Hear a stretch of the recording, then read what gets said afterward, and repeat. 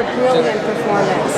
I understand that David Seidler spent a great deal of time with Lionel Logue's son. Did you ever have the pleasure of meeting the son? His grandson, I think. Yes, Mark. Yes. He came on set on the day that we were shooting my performance of Caliban in front of my boys, one of whom would have been his father. It must have been crazy, but he came up to me between takes and just said, "Oh my gosh, this is so moving for me to be here." He said, because like my grandfather, my father, being played by an 11-year-old in the film, he used to play games with us like my grandfather did with my dad about Shakespeare and parlor games and whatever. And he said it was just so moving, which was nice because when you get a thumbs-up endorsement from the people whose lives you're starting to sort of semi-fictionalize in a way by making a 2-hour movie, it's very rich. It must be fabulous. Thank you very much. Thank you so much, sir. Thank you.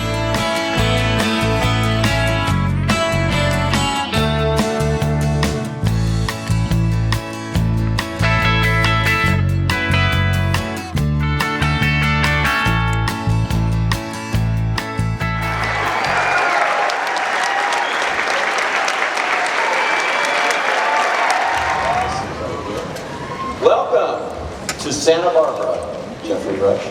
And I know, I have to say this, I thought it was going to be like about 250 people. Hello, Santa Barbara!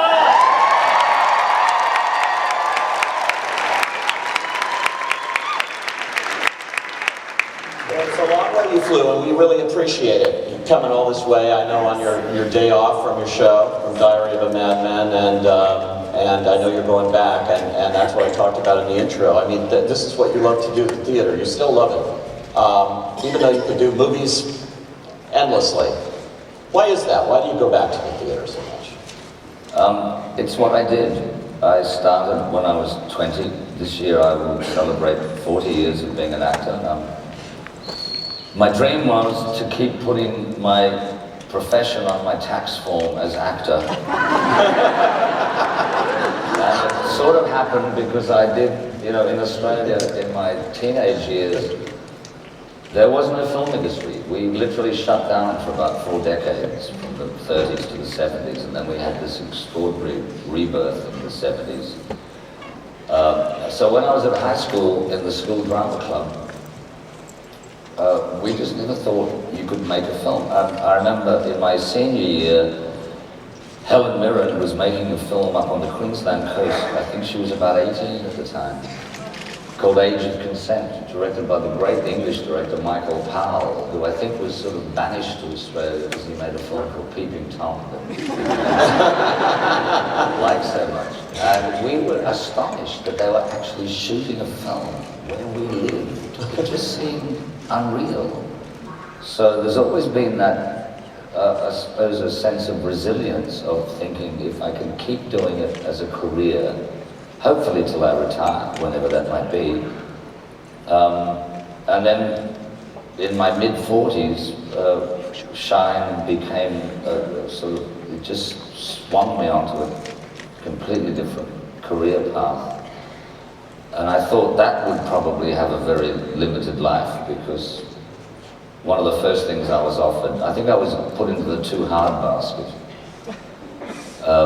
One of the first films I was offered after Shine was to play Liberace, because it was another keyboard role. I can see that. I was going to create a new genre. Get the piano now. People come up to me now and say, "You were great in the piano." That you were great in The Shining. Let me reverse. I heard you were discovered in a college play, totally nude, right? Now, how was that? How does that happen? How do I put this into a context that doesn't end up on YouTube? No, I was lucky when I was at university doing an arts degree.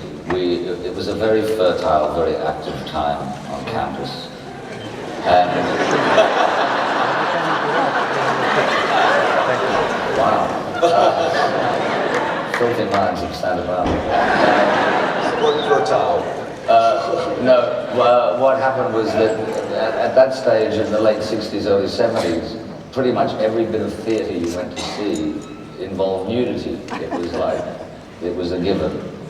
And I happened to go out in this university review and said, it was a blackout sketch, 30 seconds. I said, you know, this is a student review, you're no doubt expecting someone to take their clothes off. I stripped very quickly and said, well, that's it, thank you, and went off. Fortunately, though, the director of the newly formed Queensland Theatre Company, which was the first professional company set up in Brisbane, was in the house that night. And he offered me a job, a 3-year contract, as a repertory player in that company, doing 8 shows a year for 3 years.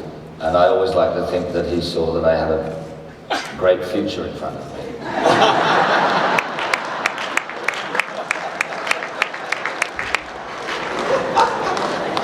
Oscar like that soon in your, you know, your key film career must have been a mind trip too. Was that something you could ever have dreamed of?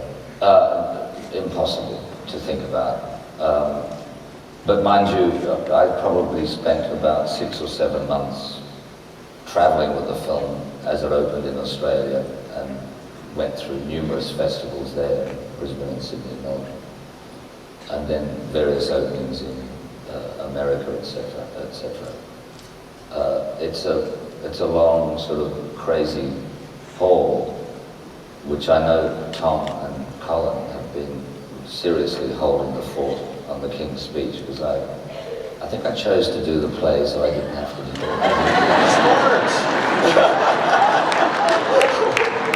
You're missing the whole season, Geoffrey.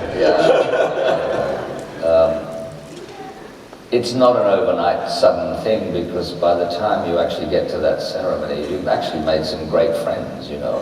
It was a delicious year, because we were in the company socially on a regular basis with the Coen brothers, you know, because they were there with Fargo, and it was a very big independent year, which was also deeply satisfying, because we were up against Breaking the Waves and Sling Blade and The English Patient, and it just felt like there was a change in mood in Hollywood just at that specific point in time. So it was really enjoyable to be part of that. It's so cool. And then they probably offered you Shine 2, Shine 3. You know, how did you break out? You made the decision, I'm not going to do this. You mentioned that before, you know, with the Liberace, but so you did Les Miserables, was that? Look, I was very fortunate, because my agent said, Billy August wants to meet you he's doing a film of Les Miserables. And I said, gosh, what role? He said he wants to talk to you about playing Inspector Javert. So out of politeness, thinking this would be a meeting where I would say, I'm flattered, but thank you, I can't do that. And I did say to him, look, I've never played a cop on stage, let alone, you know, on film. I said, I've just never been into that territory. I don't know if I've got that in me. He said, Billy said, look, I've seen Shine. I think you're a very good actor, and I really want you to play this role. And then I suddenly thought, you know what? This is the testing time. And I'd done this in my theater life once or twice, where I did my first Chekhov. I did mostly comedy roles. I thought that was my home turf. And then a very close collaborative director, who's directed me in Diary of a Madman 18 years ago, offered me Astrov in Uncle Vanya. And I had the best time, but I was sort of way out of my league. I'd never really gone down that path. And I figured again that this was the time to take a huge risk and enjoy the pleasure of taking on a challenge where you could fall flat on your face. because it wouldn't really matter. I had a theatrical career to go back to. And I learned a lot about myself as a performer. And I had the great opportunity of working opposite Liam Neeson and Claire Danes. It was you know, I just remember standing on, that was my first day on an international film set, freezing in Prague, with a ridiculously big hat on. And I thought, what the hell?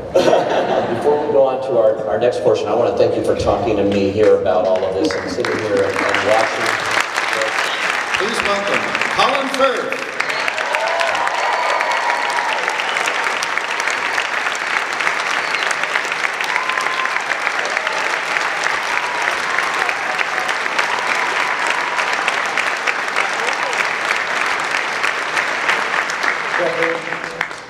I'm here to lick your back. Let's see your 55 cents. Words don't carry cash. I owe you 55 cents. Geoffrey was with us for only 4 weeks of a 7-week shoot. And, you know, the word has somehow gone round that I was inconsolable when he departed, and I would like to use this opportunity to set the record straight on this matter. It's perfectly true that I had a moment of regret at the departure of a respected colleague, but there was nothing emotionally unstable about it. In fact, the day after, because Geoffrey had a theatre commitment in Australia, so he had to leave us. And the day after he abandoned us to his meaningless play in Australia, I strode onto the set with a huge smile on my face and the air of a man ready to work, brisk and efficient. And Tom Hooper, I saw him out of the corner of my eye looking at me with an exasperatingly knowing look. And he said, I feel exactly the same way.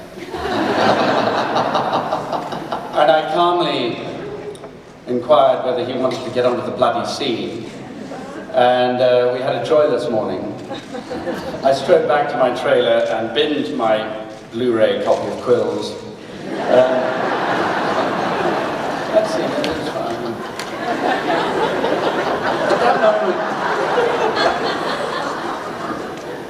At that moment I saw a strange pair of underpants on the floor of my trailer, and next to it was an unfamiliar pair of socks and pantyhose, and they made a trail towards the bed at the end of the trailer. And then I noticed, to my horror, that there was somebody sleeping in the bed. The blankets were pulled up so that only a tuft of hair was visible, and I approached with trepidation, and I just peeled back the blanket, and I shrieked like a schoolgirl, because it was Geoffrey. Or rather, somebody had pasted Geoffrey's face onto a mannequin. So I found this effigy of Geoffrey in my trailer, and this was some clever clog's idea of grief counselling or something. We thought it would help. And so, never being one to let anything go to waste, I picked him up and I propped him up and sat him up on the opposite little dining table in the trailer. And you know, actually I have to say, he proved a remarkably effective therapist. Over the ensuing weeks, he wasn't quite as animated as I was used to.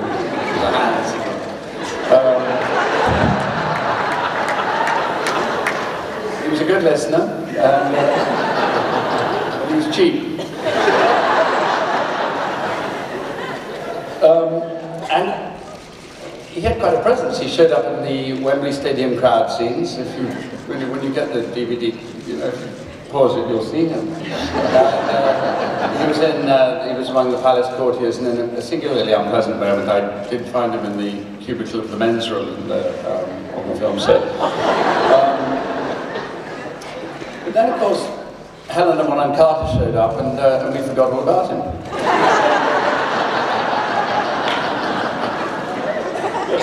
If only it had been that easy. And Helena was utterly captivating, but she never quite believed it and that. And I think the words I heard from her most often were, "I know I'm not Geoffrey, but if I could have your full attention just for a moment."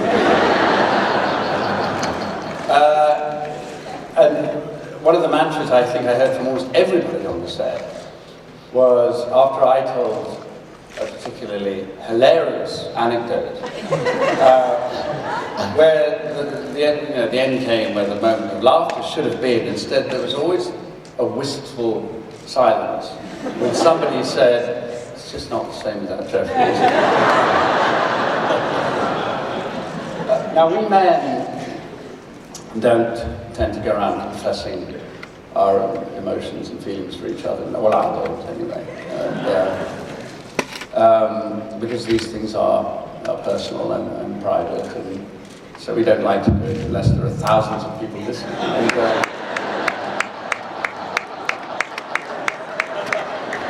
so this is rather like being on Jerry Springer.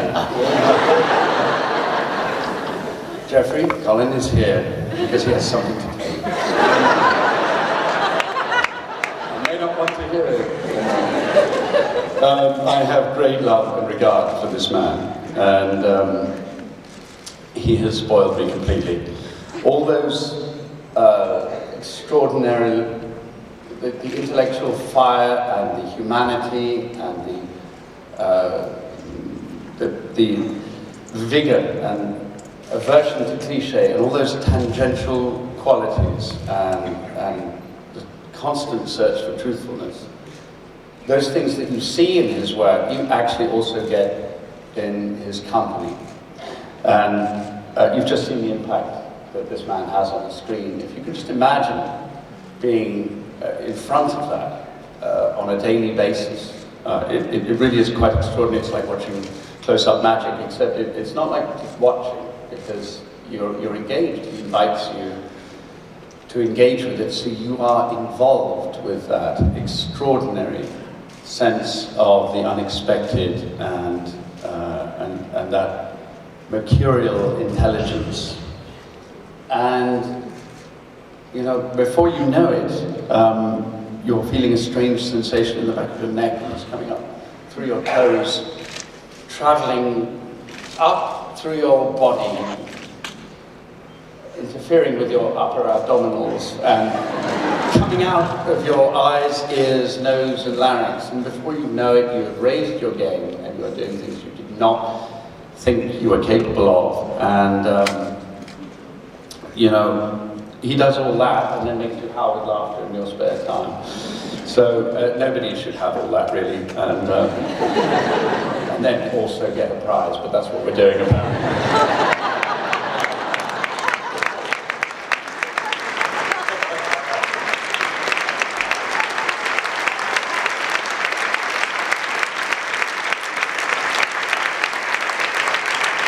One of the greatest working experiences of my entire life, and work with this man at your peril. It's an addiction. It gives me the greatest pleasure to award Geoffrey with the Montecito Award.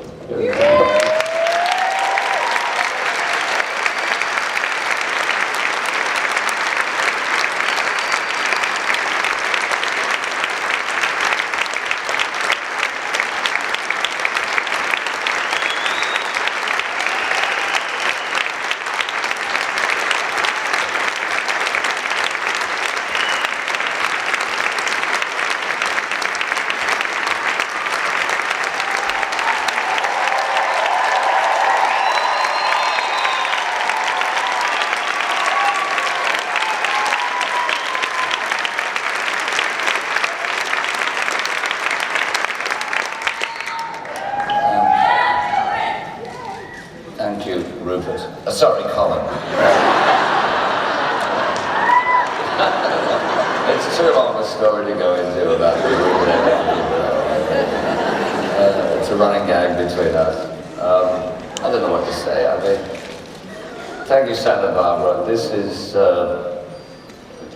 normally when you assume when your life is going to flash before you, as it has tonight, you expect to be in the path of an oncoming bus.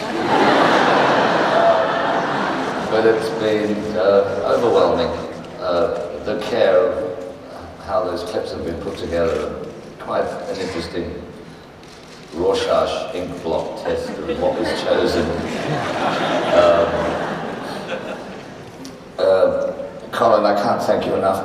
Look, it's almost becoming an embarrassment now of the public declarations of mad love.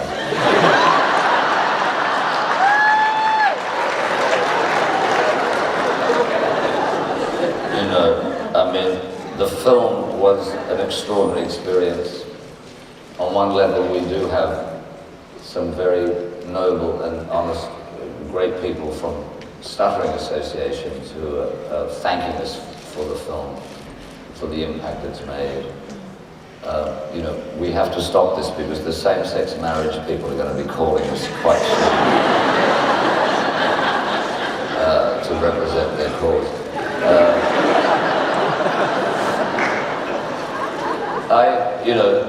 I celebrate my 40th year in the industry at the end of this year.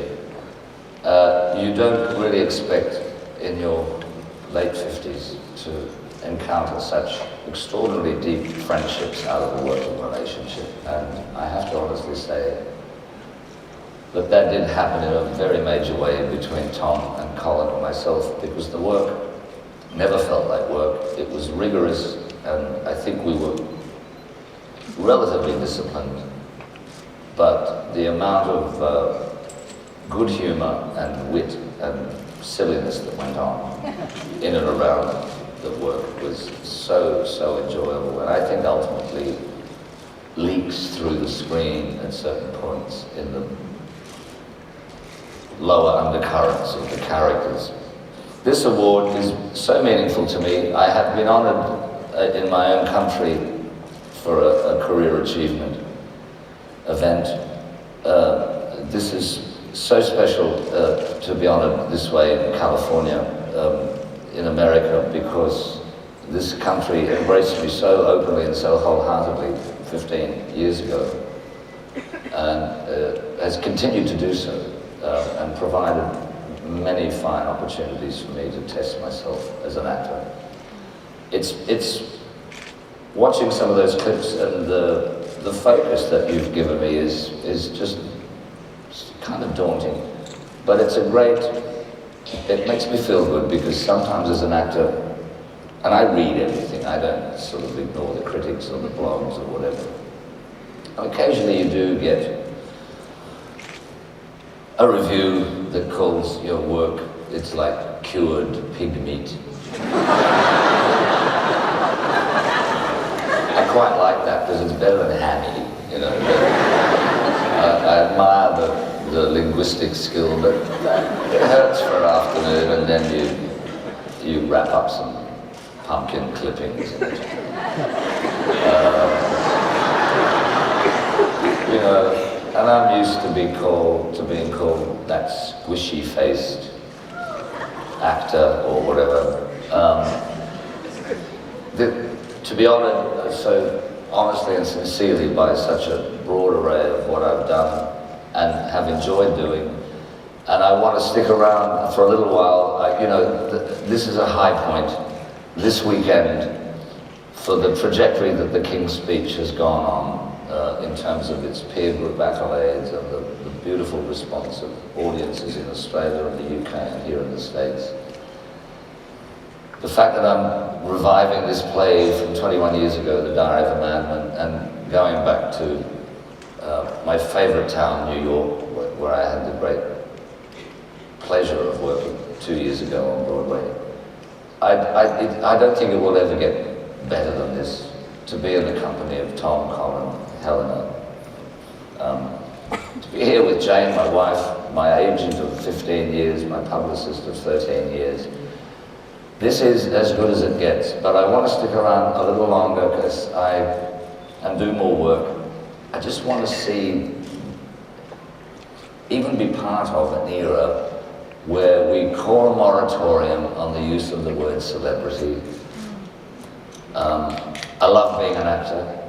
It's what I've always wanted to do. I love the heritage and the history, all 2,400 years of it in the Western world.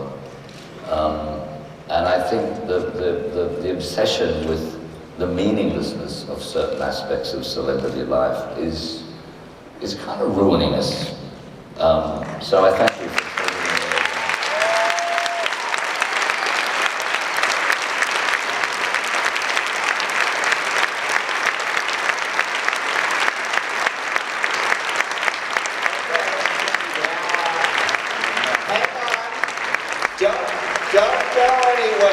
Don't go anywhere. We're going to take a look at one more clip and then we have a little surprise. So, let's go to the screen and take a look at this clip from the King's speech. Simple mechanics. That's all we ask. Oh, that's about a shilling's worth. Forget about the blessed shilling!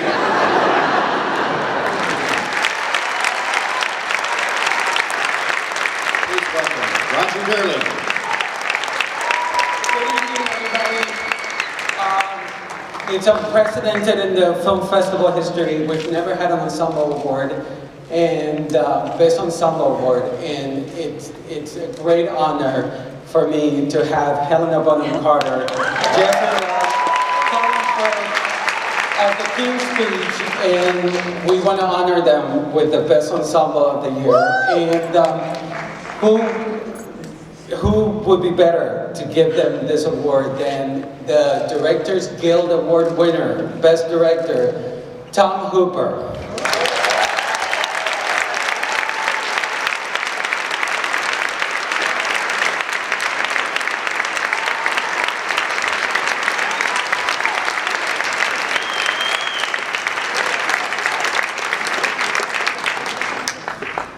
Thank you. I must admit, after the roller coaster weekend I've had, it's incredibly relaxing to be presenting an award rather than sitting in the audience.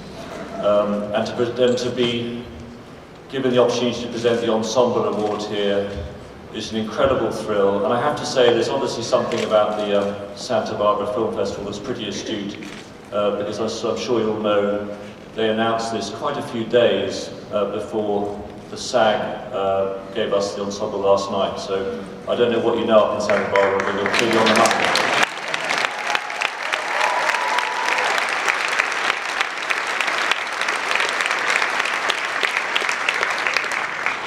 And I'm here to tell you, this film wasn't only about the love between one man and another man.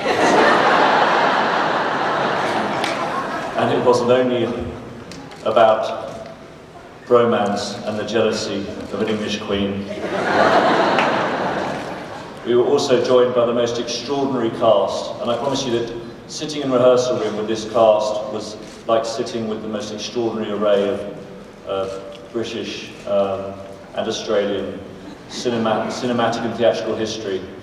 To have Sir Derek Jacobi there, who after all played arguably television's most famous stammerer in I, Claudius, was a huge thrill.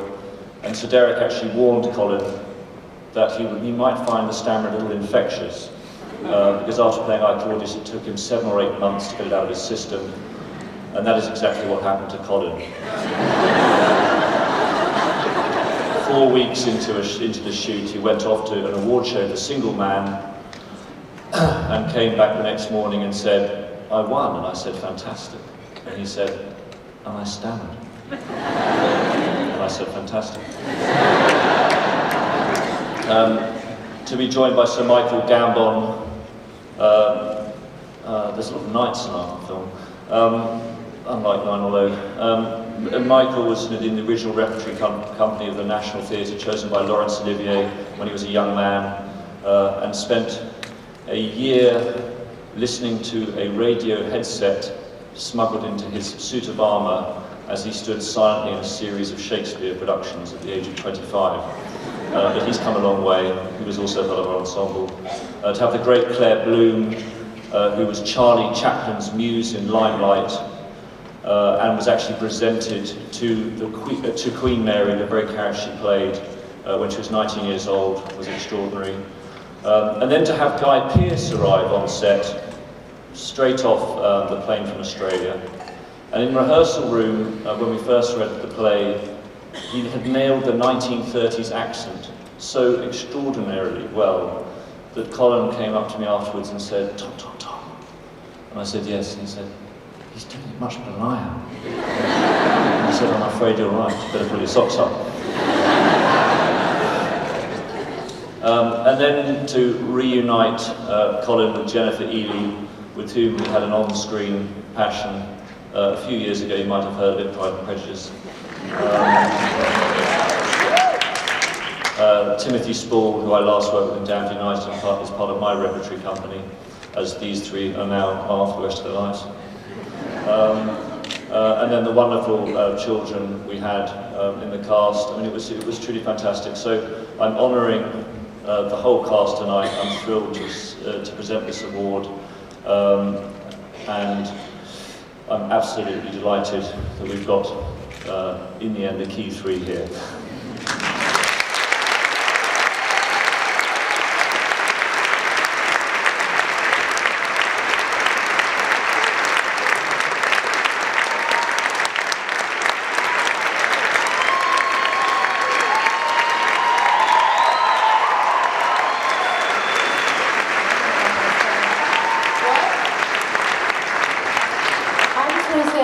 You know, so much of because we're all so tired, it's very interesting, or it might not be interesting at all.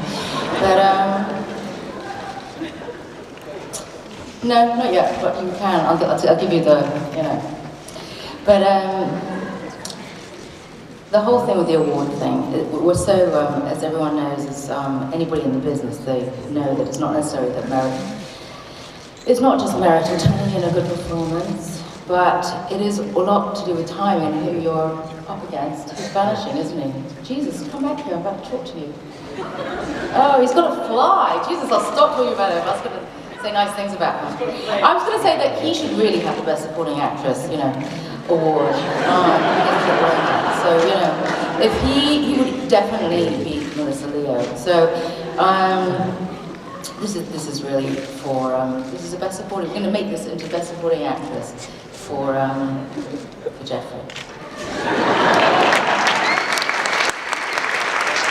Not enough for me, but thank you everybody. Safe travels, Geoffrey.